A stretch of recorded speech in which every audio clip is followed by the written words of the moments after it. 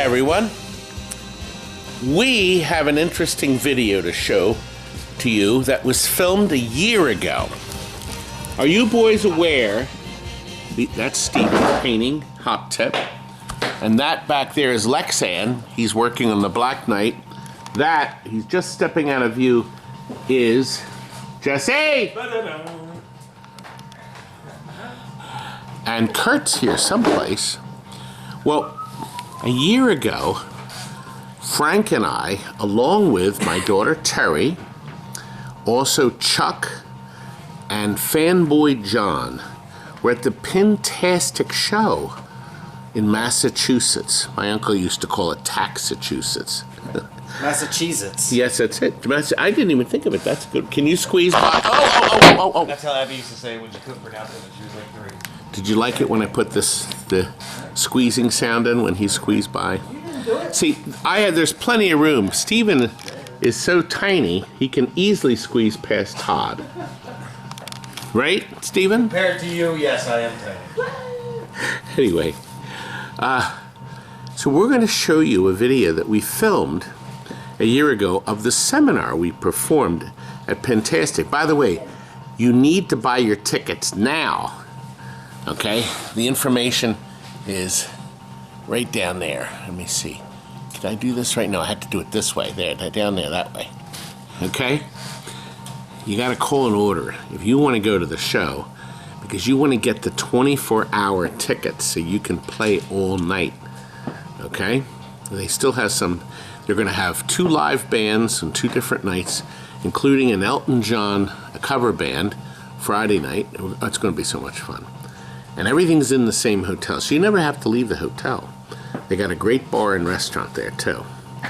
So this is the thing to do. So I expect you to go, but we're going to show you what we did last year at the seminar. The proper tools you need to have if you want to work on pinball machines. Kurt, you know a lot of people like working on pinball machines. Are you aware of that? Are you aware of that, Sonny? You are, right? Yeah. Okay. This boy has a toolbox. Actually, where is your toolbox? Right there. There it is. It's not a very big toolbox. It should be bigger, but anyway. So we want you to watch it. The video runs 52 minutes. And you know what? I think I may return. Here we go.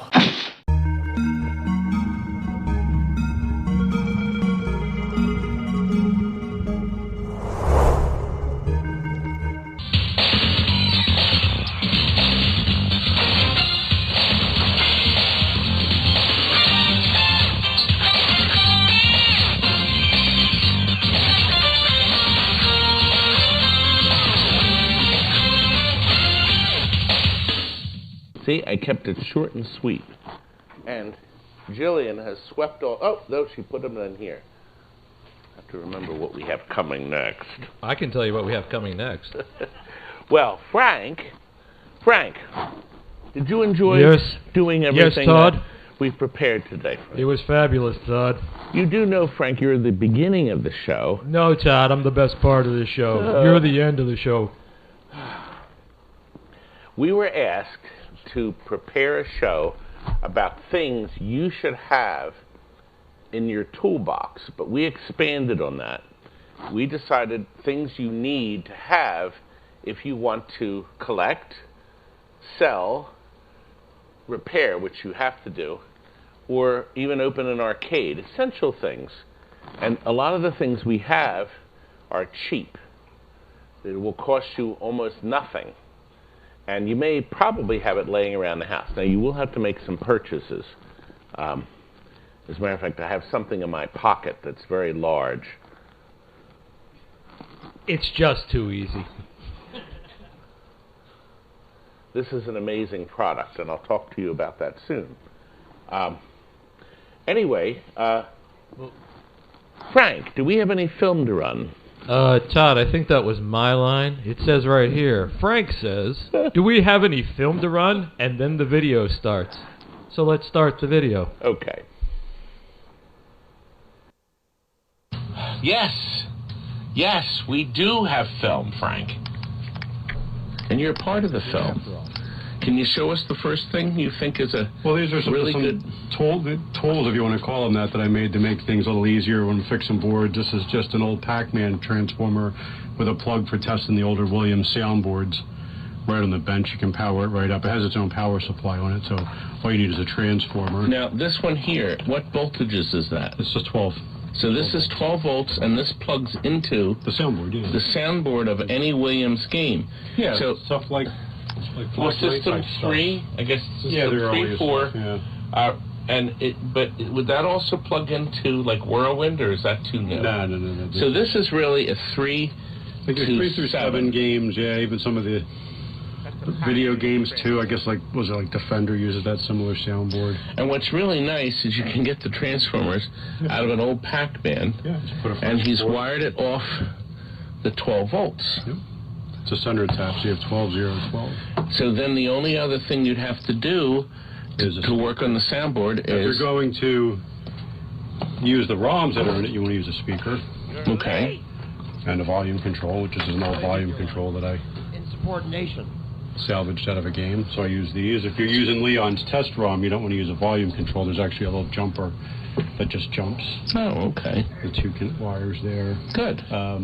So we're doing a lot of System 11 board repairs. I have this, but now I don't have any displays I keep hooked up on the bench, but what I use is for going in the sound test if I want to test sound. So you need your speaker, your volume control, and then my System 11 pigtail that I made that just plugs into one of these old 9-pin power supplies. And these are just extra wires left over from the Twisted Quarter gem harnesses that I use in the multi-kit. They're the best harnesses in the world. And this plug is the 9-pin standard Molex plug you can buy. Yeah, and I pin it actually just yourself and salvage plug in. them off the harness because I don't always use all the plugs.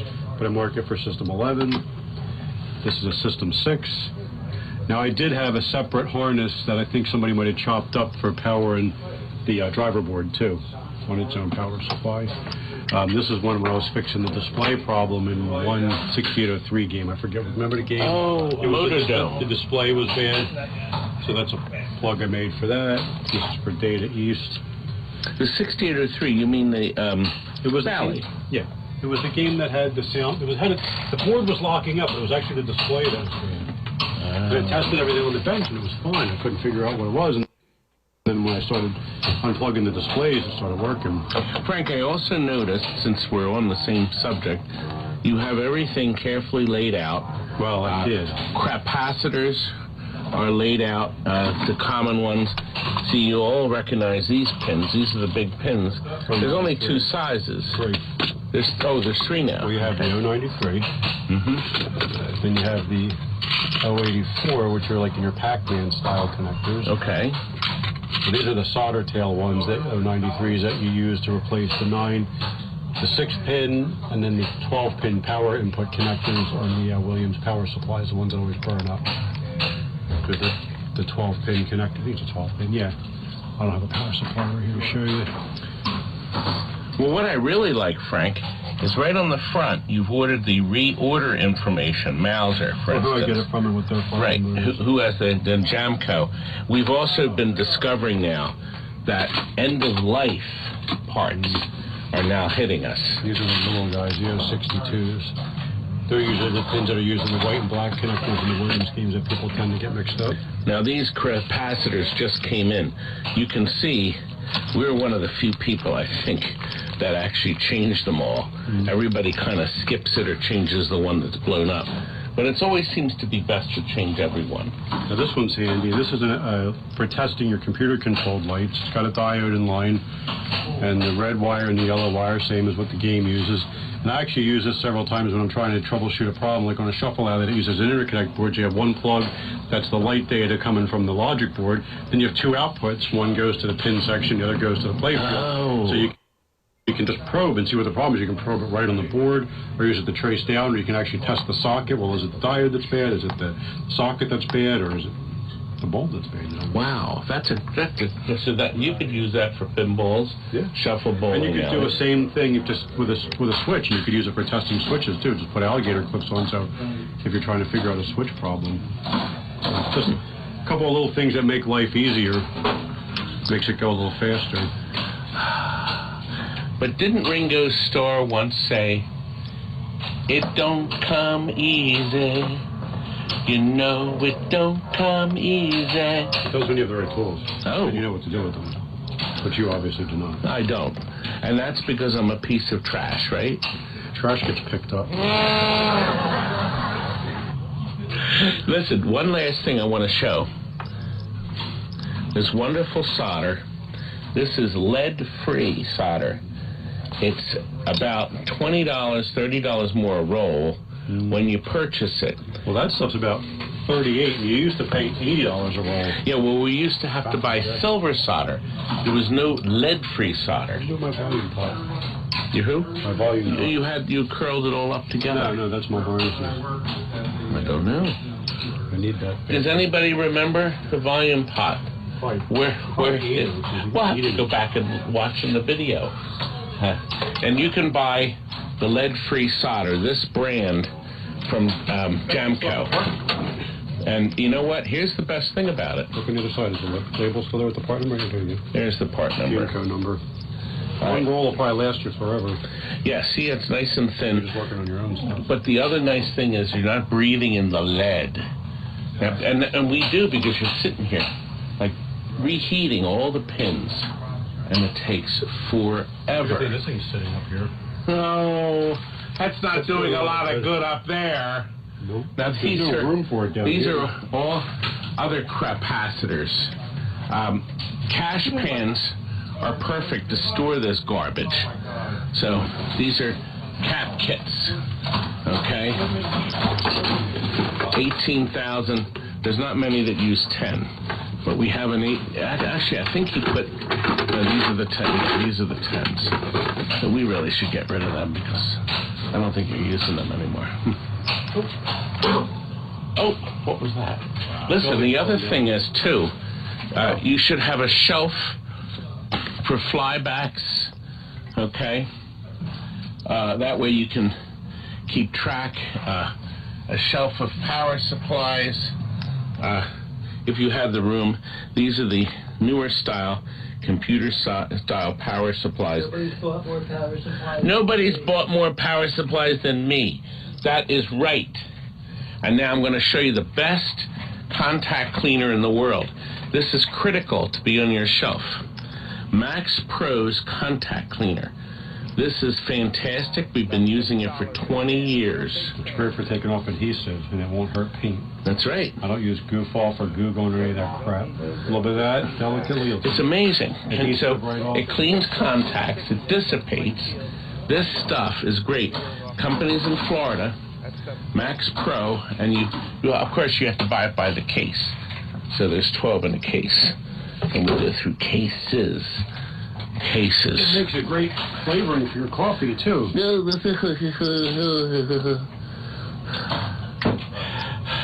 We're going to go back to the show. Back to you, Todd. Back to you, Todd. God, he hates me.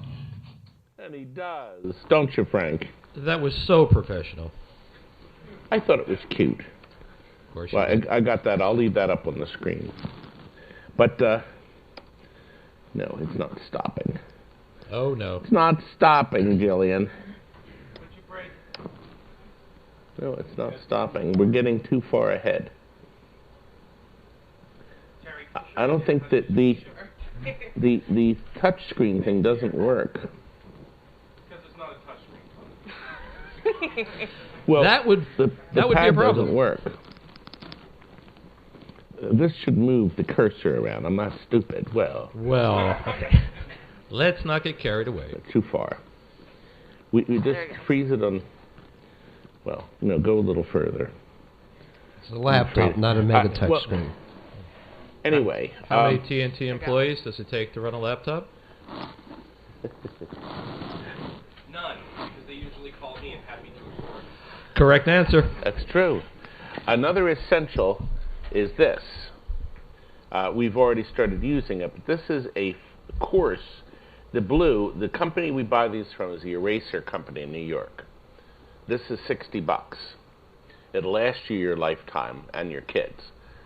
We go through a lot of them, but when you use them, you cut away the blue and you continue using them. You must keep Mr. Fingers away from the top because the fiberglass will get embedded in your fingertips like these gentlemen. Terry hasn't had the joy of that yet, but this eraser, I just want to play it and then stop it. Let me see. It says play. It's the space bar. Okay, there it is. So that, if you want to jot that down, there's their phone number. Now, of course, do not buy the red. That's fine. It's worthless. We tried one. I've been using these for 40 years. When I first started buying this, it was $12, and now it's $60.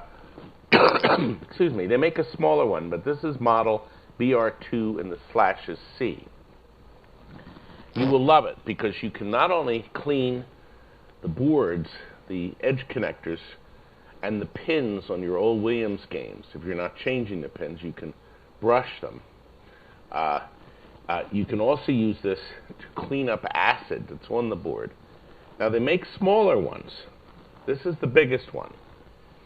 I won't tell you what we call it, but this is children's present. Todd, will that also clean off any flux residue that may be priorly on the board? Yes, some people say it's too harsh, but you can buy a smaller one. They come in as small as pens. Now, we found this product, next you're going to see, on Amazon, and this seems to work well. They call it a scratch brush. Mm-hmm. Okay, and these are only $10. I would suggest if you buy one, you buy refills immediately. Are they the ones made in Germany? Yes, Yeah, Center City, Germany. Those are brutal. They flake real bad and they get in your fingers. So you need a fine pair of tweezers and a lighted magnifier, else it'll get in your finger and you'll never find it. Well, there's no doubt we like the others they better. work. They do. But the eraser ones are the best. You never get fine. Always coarse. Never get fine. They're completely worthless. Unless you're working on Swiss watches. Tiny little things in. But if you're really tight on your budget, it'll get you by. Just be careful using it. Which is true. Mm-hmm. Now I'm going to show you the cheapest, neatest little thing you can buy. You're going to have to spend 59 cents from Marco. That is this thing. This is a coiled up alligator clip, but it's on a stiff piece of wire. So it'll hold something in air while you solder it. Now, in this case, the person who had this put a screw through it to hold it to his desk. So he actually mounted it on his desk, or you can mount it in the game or wherever you're working so it doesn't flop over. And we do a lot of business with Marco. You can order something on Saturday from Marco, and they'll have it packed and ready to go out Saturday if they have a pickup. Usually you have to wait until Monday, but they ship stuff out within the same day or the next at the latest. Yep. Yeah, they are shipping 7 days now. They are? Okay. Yeah. So they're doing Sunday now. And to Todd's point, I mean, that is fabulous, especially for holding small things that you're trying to solder, or even if you're working on small parts. The base is not very heavy. It's nice, but it's not that the part that has the Marco logo isn't very heavy. But a couple of spring clamps, small ones, you literally can put that anywhere, and you'd be amazed at how often it comes in handy. Johnny, have you used one yet?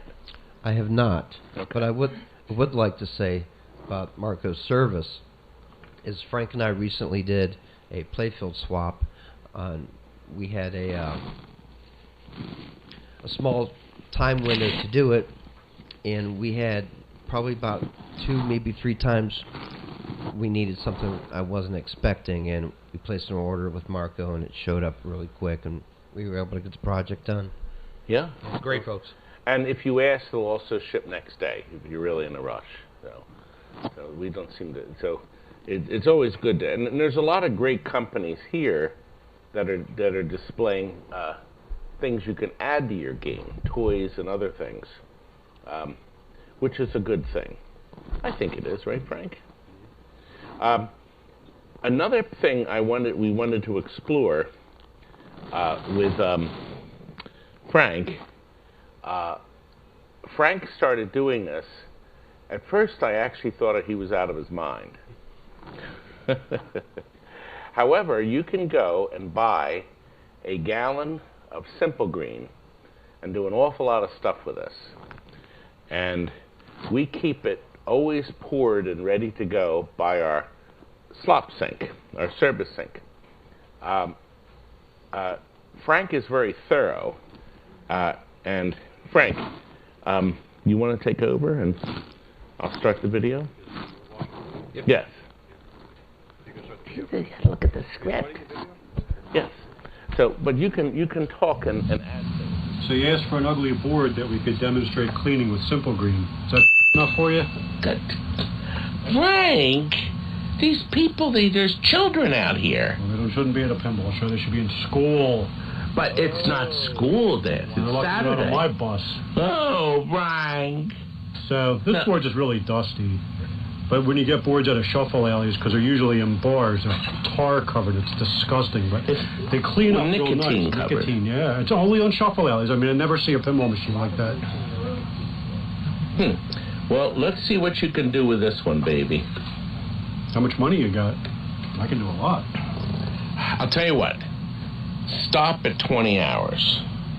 No more than 20 hours. Spend $2,000 on this thing? I'm going to pay you $30 an hour, 20 hours $100 to clean that baby up. That rate's $100 an hour. Simple Green Industrial Cleaner. Oh, Frank. And I take it's inside that little bottle with a paintbrush. Yep. Get your water coming up nice and hot. Straight on there. Slather it on. I like things that are slathered. I bet you do. Especially all over your face. Yeah. Disgusting. So disgusting. It is? Look at all that. No, you. Oh. You're disgusting. Almost as disgusting as this power supply. This power supply's operating room clean compared to you. Now, can we plug it right in? Yeah. Good. Yeah, you can do whatever you want. See all that sludge on there? Would Data East be happy? I really don't care. Actually, this would be Sega. The Sega Corporation. See all the sludge, and then start adding a little bit of water to your brush. That'll help break up the rest of it. Sometimes you need a little bit of water just to... I want to get a shower now. Oh my God, right in my ear. How's the matter with you? Why do you have to be so disgusting? I'm trying to entertain you. You're screaming in my ear. But that's part of the fun. When I break your neck, that's going to be the fun. I'm done with this. Why? Rinse the damn thing off. So still sludge and dirt on it. It's because you were holding it. It was brand new. This was actually a new old stock power supply that I handed it to you. And then it got all filthy. But Frank...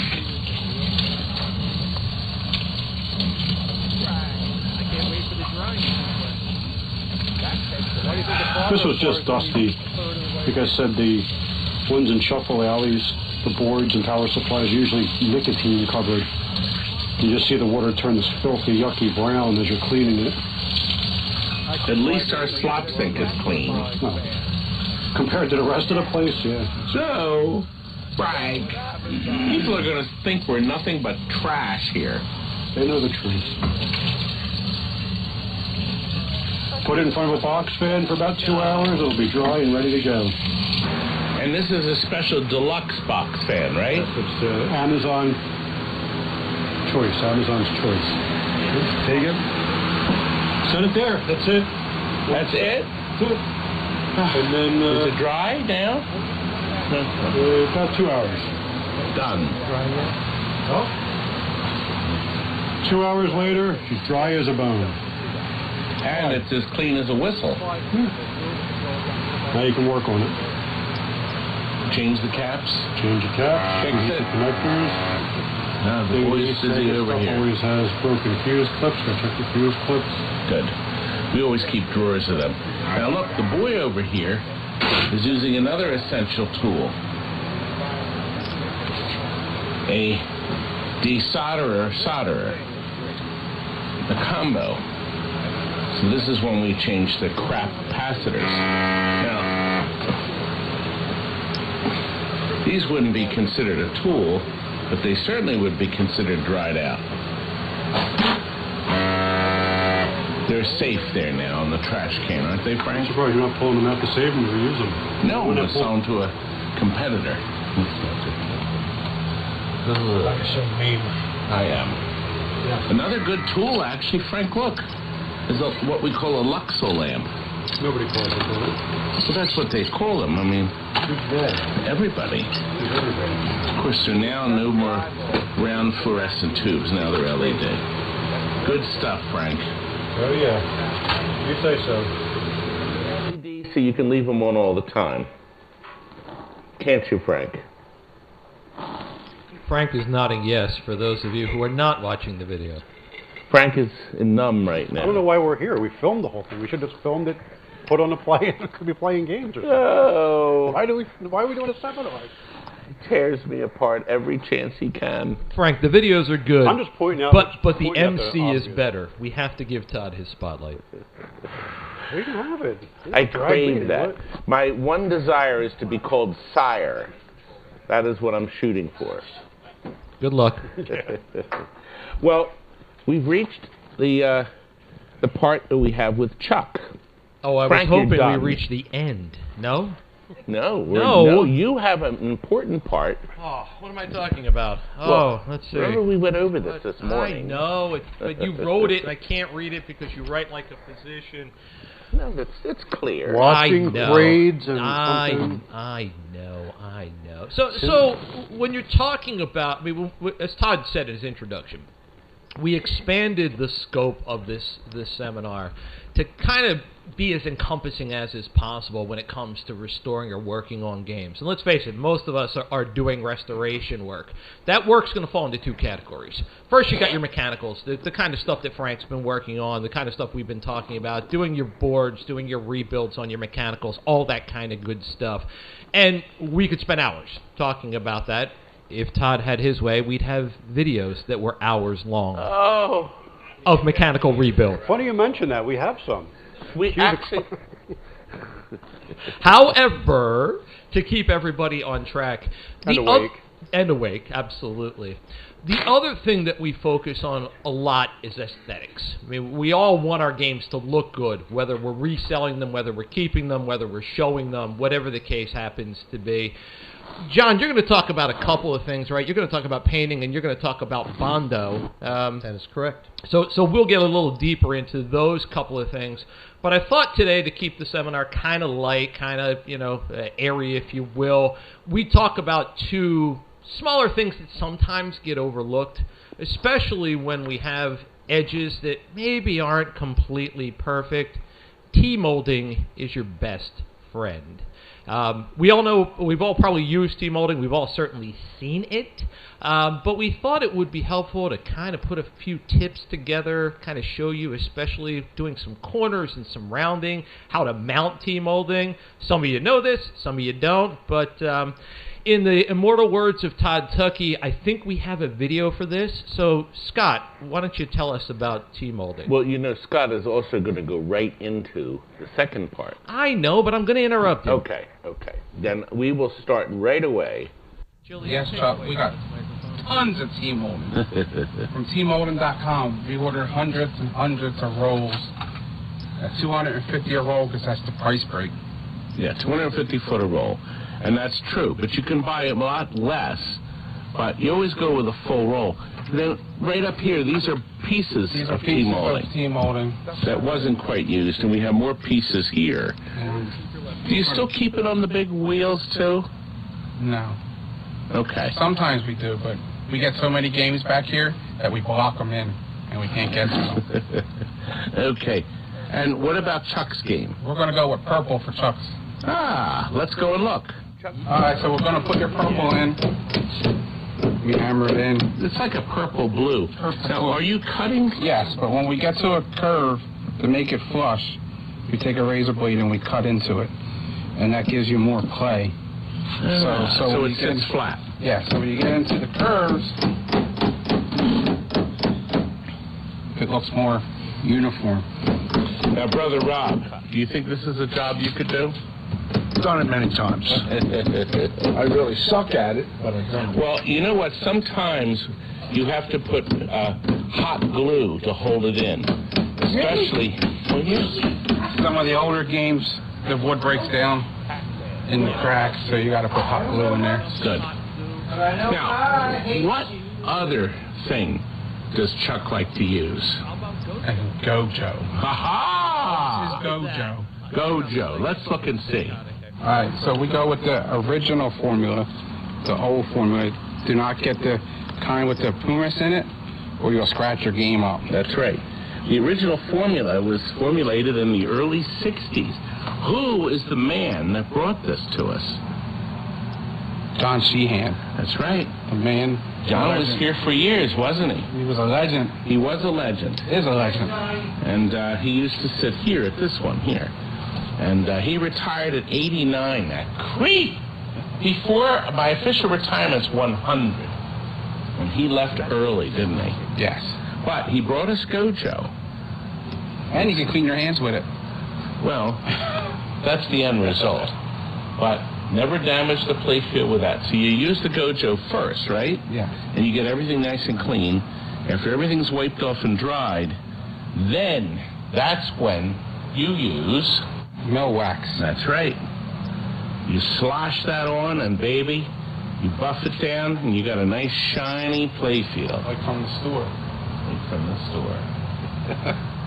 Now, isn't Chuck full of good ideas, too? Yes.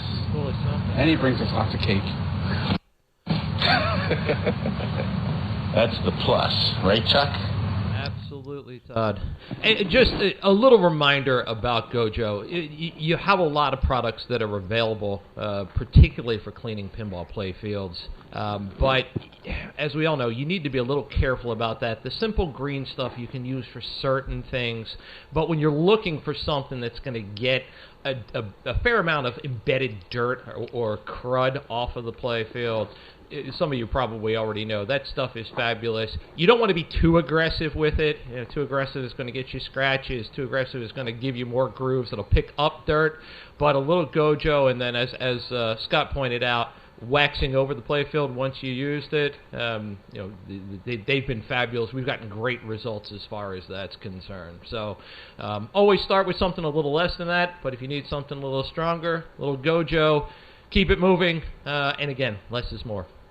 Yes, that's true. And I should point out, the Gojo is used when you have everything off the playfield. Absolutely. And then after you put everything back on, that's when you put the mill wax on. Absolutely. You could also, we did mention that the posts, we put brand new posts on everything, but Steve Young has tons of posts. We also put clear posts. We stopped using colors. We let the LED choose the color. Mm-hmm. So you put the LED behind the clear post, and then the game will glow. Now that's what we do. You can do anything you want. I'm not changing. This is what we're doing. And if people don't like it, they don't have to. Oh, I don't know. They don't have to buy it. Well, anyway. Don't go changing, Todd. Don't go changing.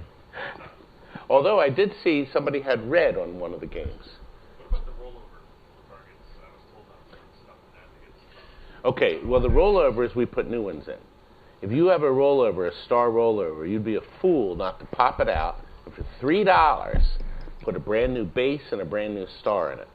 And you buy a clear one, and then the bulb underneath it can dictate what color it is. So if it was red, you put a red bulb in. But then you put a color changer in, or a fire, or anything you want to dictate that light. And they look beautiful when they're brand new, shiny, clear, and you just pop them in. It takes 2 seconds to change that. But Todd, so many. Let's assume you don't want to pop out your rollovers. Should you be using Gojo on your playfield with your rollovers in? I guess as long as you clean it up, but... well, the problem with that is I've seen a lot of people posting that they put their posts and their star rollers in an ultrasonic cleaner. Yep. It's great, but 90% of the time they're dry rotting, they're cracking and breaking. Exactly. Why go through all that work? Right. $3. Yeah. Why? It doesn't make any sense. Just put new Get ones them while Steve Young's still making them. By the way, Steve Young supplies most of these other places. So people you know, Marco buys a ton of stuff from Steve Young. So he's the guy making the stuff. He's still willing to do it. But Steve Young's one of those guys that likes to work 7 days a week, 24 hours a day. And he's a great resource. His idea of a vacation is to do inventory. My gosh. So, you know, I have a code I can call him if he wants to pick up. But he's always there. He loves pinball so much. He really does. He just loves it. And without him, we'd really be in trouble because he puts stuff back in production. I mentioned it at a show long ago. Nightmare on Elm Street has the rubber faces that are in front of the 4 targets. They dry rot. You all know that. You've seen it. Well, Steve Young says, I don't know, it's $3,500 to make them because he has to make the mold and he has to make so many.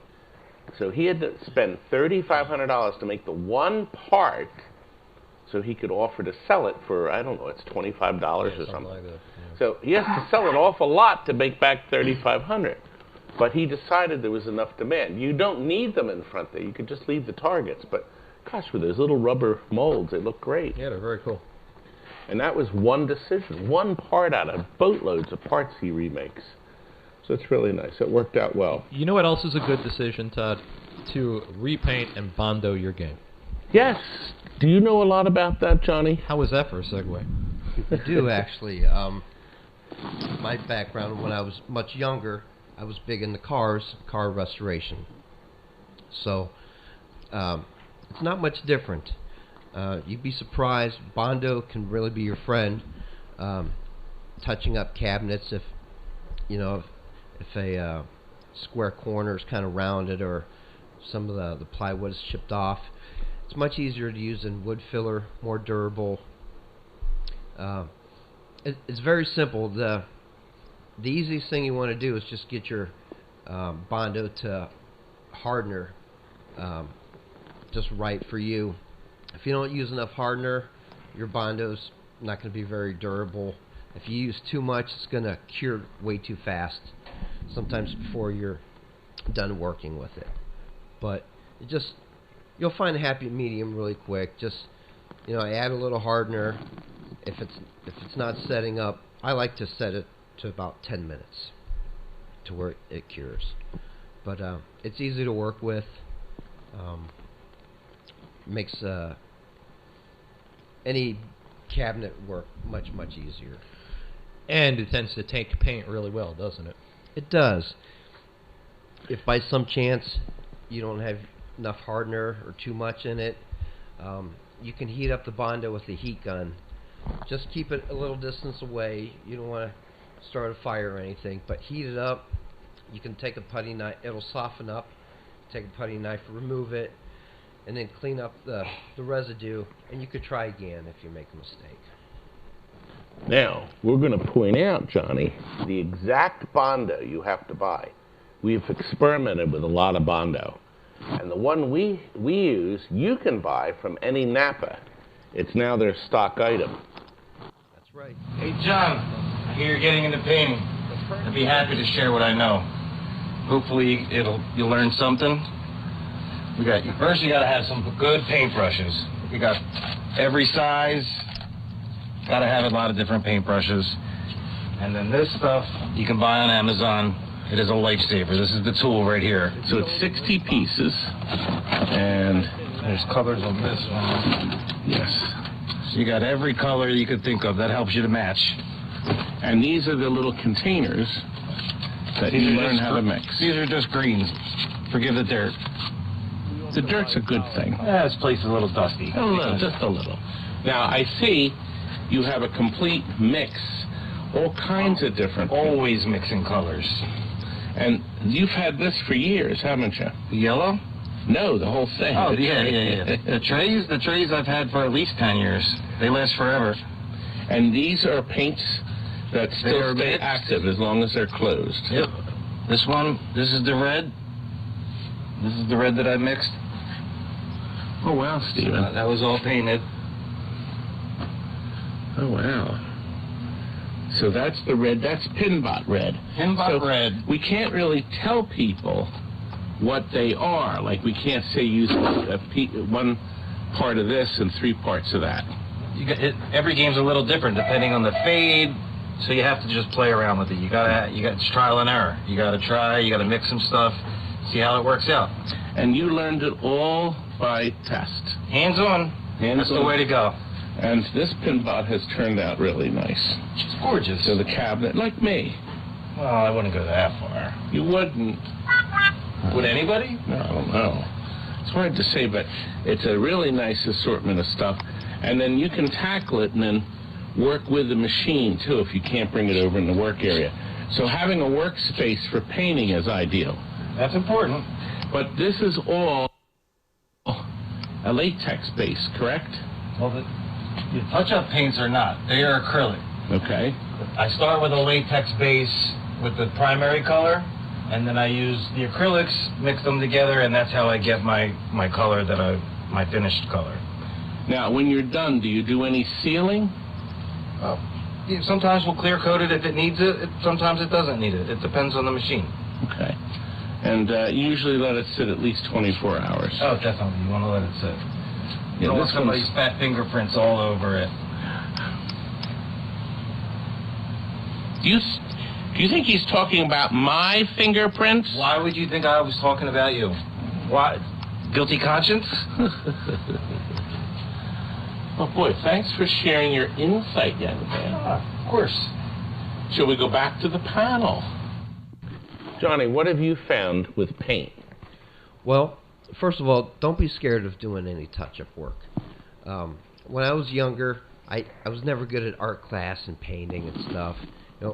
But if you think back a little bit, you've probably done something and not realized it that'll help you along the way. Like maybe, when we were young, we might have had coloring books where you're filling in the lines. Playfields and cabinets are the same way. Unless it's totally neglected, you can basically see where the outlines were, where the paint's missing. Just fill it in. I thought about, hey, wasn't good in art, but I used to build a lot of plastic model cars and trucks. That's no different. I bought, several different touch-up paints for building the models when I was younger. It's the same principle. And the tiny brushes, too. Absolutely. Just give it your best. Practice makes perfect, but no matter how your touch-up comes out, you should be happier than the bare wood that is exposed from when it wears down. Well, the other thing is you can't be afraid to start over. I mean, mistakes happen. Sometimes in the touch-up, mistakes happen. Don't be afraid to make mistakes. Don't be afraid to correct them. Rarely do you get painting right the first time. I mean, depending on the touch-up, right? Absolutely. And when I built the models, they didn't, come out looking like the picture on the box, like perfect. But I know I did it, and I got better with each car I did. And we've seen a number of people that have painted their playfields in the free play area, and they've done a nice job with it. So it is possible for the average person to do it. You say that here, but when a game comes in the shop and somebody touched it up, you say, did they use a spatula? Did they use a spatula to paint You talk different in your shop, but here, oh, that looks so nice. So can I just take a minute, Todd, and give a shout out to Stephen, who you saw in the video, who was explaining the painting. Stephen is he's an amazing artist. He's self-taught, right? He literally started out basically figuring out how to paint. We was actually moving games. Right, correct. We lost our painter, and he said, let me give a go at it. Yep, and he does amazing work. I mean, he's taken playfields that I was sure were just absolutely trashed, and he just brings them back to life to the point where you almost wouldn't know that they had been trashed. And I truly believe that it's not only just talent, and he's just an incredibly hard worker as well. He's got an amazing work ethic. He's a fabulous person. But I think a little bit of it is genetic, too, because his daughter has started doing work for you as well, right? Yes, his daughter worked all summer before she started college in the fall. And she did some painting work. What did she do? Did she do the shuffle alley that she laid out the side? It was the bowling shelf. Yes. Yeah. I think it was Alley Cats. Alley Cats, that's right. She literally took a side cabinet that needed to be created and laid the entire thing out by hand, and it was perfect. It's just unbelievable level of talent. And again, it goes back to something that John was saying, which is you start out small, you start out doing what you're good at, you determine you have an aptitude for it, and practice. But TNT is very lucky to have Steven and his daughter. He's a master of his craft. Absolutely agree. But when you're doing it for yourself, just stay positive. It's going to turn out only as nice as the effort and patience that you put in it yourself. And if nothing else, it's always going to look better than Todd. Wait a minute. That's not in the script. Oh, sorry, I wrote that in. Or if you totally ruin it, you can have TNT do a restoration for you. That's right. When we mentioned Alley Cats, the Shuffle Alley, 2 years ago we did a trade with Arcade 1-Up, who happens to be near us. And they had bought a Star Wars from us, and then they designed the Star Wars video game from our unit. They walked around it and took their measurements, and then they traded it in and bought an Alley Cat Shuffle Alley that has been in process for 2 years. But they're coming out with a 8-foot Shuffle Alley Arcade 1-Up called Alley Cats. And it will have like 10 other games to play. There'll be 2 television sets in it. They're going to use a puck, but it'll be TV set.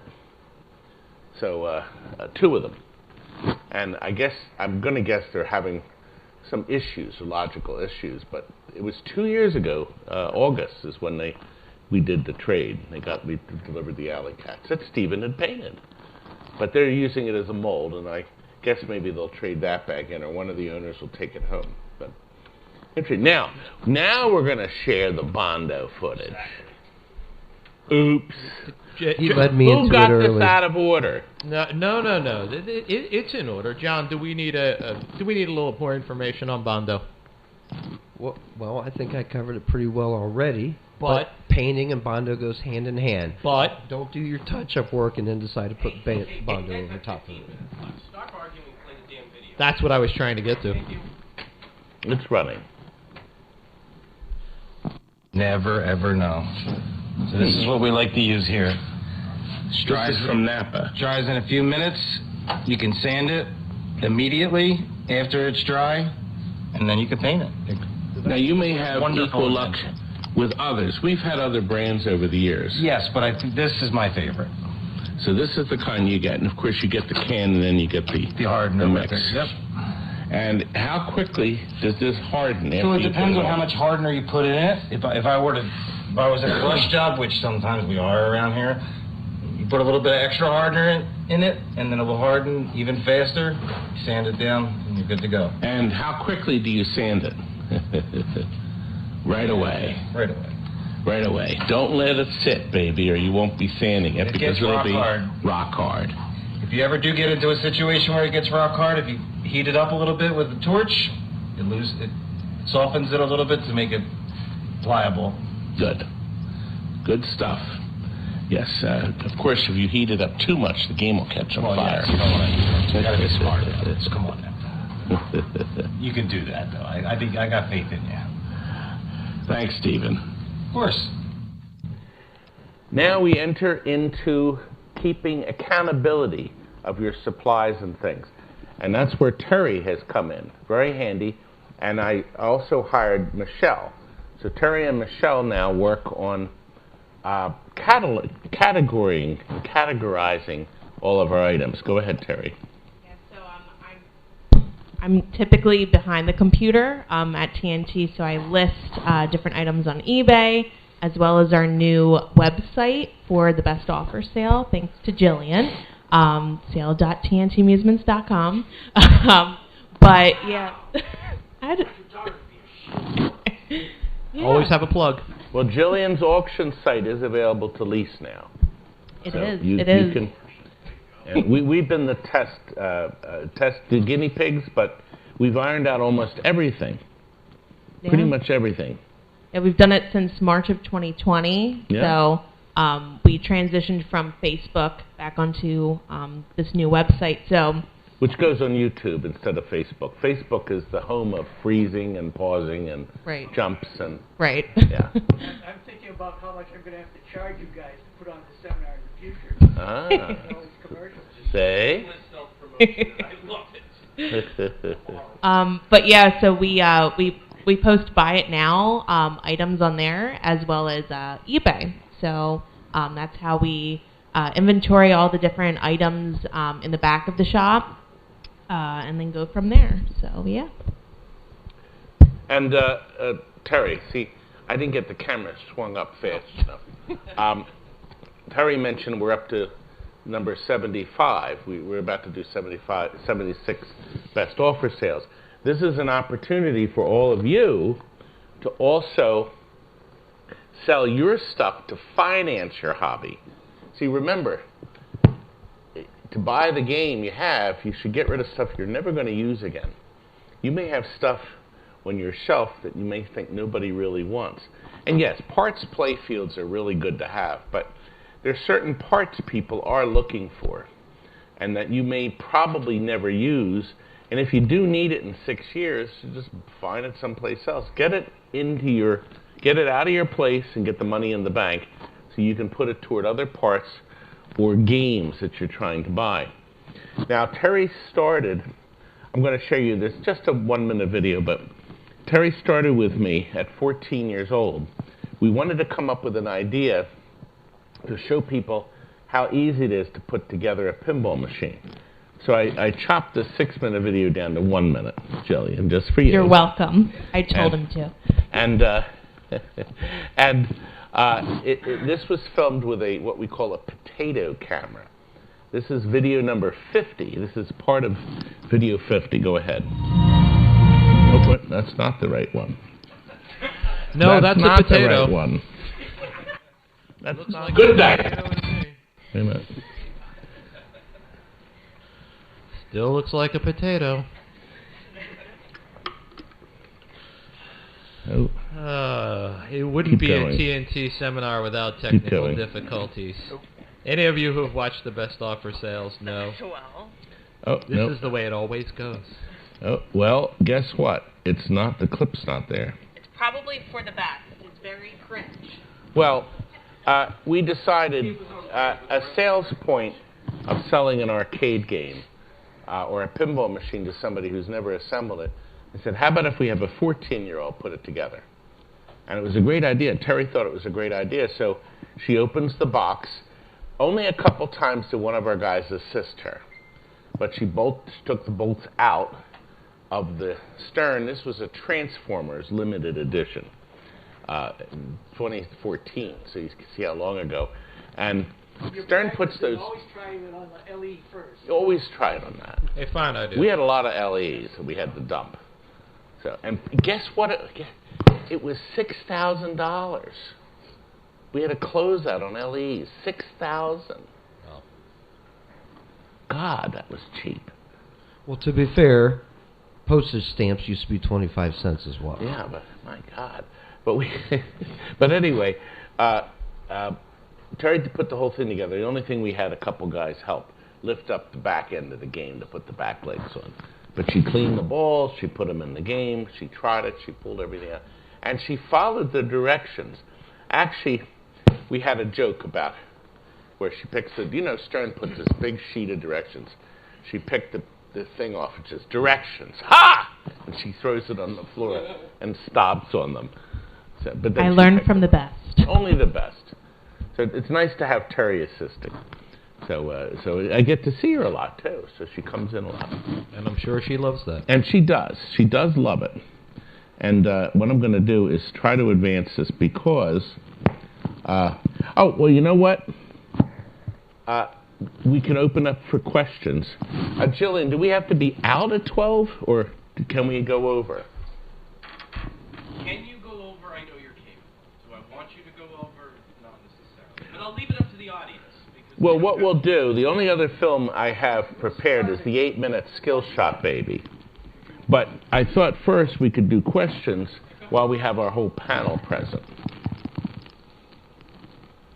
Does anybody have anything they want to add or questions? Nobody, not one question.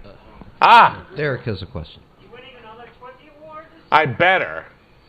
Better. I want 3. That's all. That's all I ask for, 3. So I will just point out that if there are no more questions or comments, the Skill Shot Baby runs for 8 minutes and it's 11:52, which would keep us perfectly on time. So I suggest, Director, why don't you roll the film? Well, I'm going to run the end credits first, which are very short. I'm trying. Good night.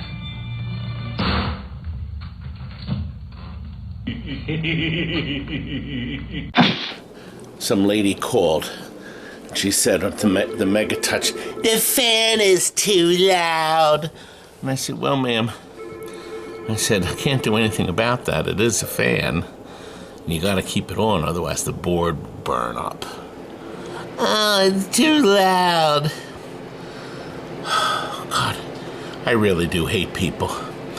But once again, another shill for you to come to the show. Do you see? There it is, right in front of you.